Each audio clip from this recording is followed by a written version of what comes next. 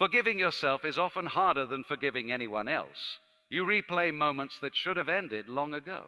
You remember words you wish you had never spoken, choices you wish you had never made, paths you wish you had never taken. And instead of learning from them, you turn them into a sentence you keep serving yourself every day.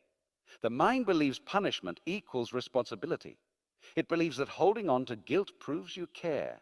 But guilt that does not lead to growth becomes self-violence. It keeps you trapped in a version of yourself that no longer exists.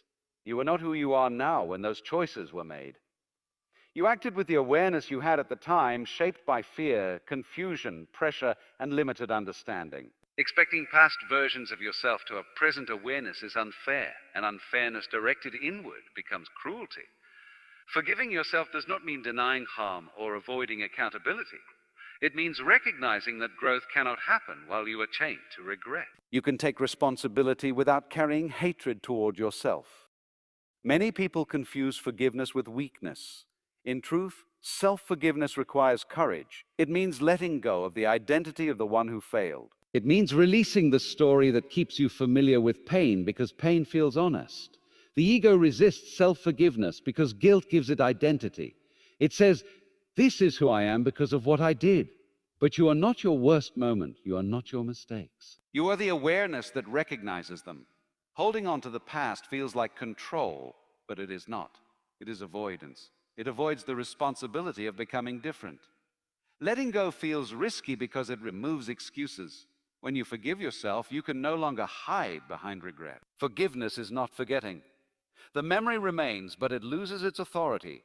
It becomes a teacher instead of a judge. Pain transforms into understanding when it is no longer resisted. Self-forgiveness begins quietly. It begins when you stop rehearsing old scenes in your mind, when you notice the inner voice that speaks with punishment instead of compassion, when you choose to interrupt it. You would not speak to someone you love the way you speak to yourself, and if you did, you would call it abuse. Life does not move forward when you keep looking backward for a different ending. The only place where change is possible is now. Carrying shame into the present poisons the future. Forgiving yourself creates space. Space for growth, space for humility, space for responsibility without self-destruction. It allows you to face life without armor. Many people believe they must suffer to deserve peace, but suffering does not redeem you. Awareness does, learning does, changing does. You do not heal by reliving pain. You heal by understanding it and releasing the identity built around it. Self-forgiveness does not erase consequences, but it frees you from becoming your own enemy. You still act responsibly. You still choose carefully, but you no longer live in self-attack. There is a difference between remorse and self-hatred. Remorse says, "I will do better." Self-hatred says, "I am broken." One leads to growth. The other leads to paralysis. Forgiving yourself is an act of honesty. It admits that you are human, limited learning. It accepts that perfection was never possible. When you forgive yourself, you return to life.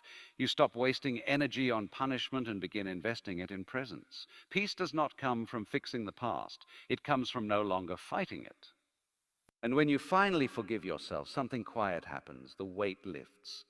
The noise softens. You breathe differently. You do not become careless. You become clear. This is not forgetting who you were.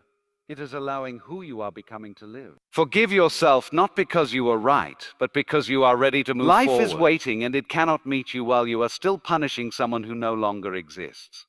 Thank you so much for giving me your such a precious time.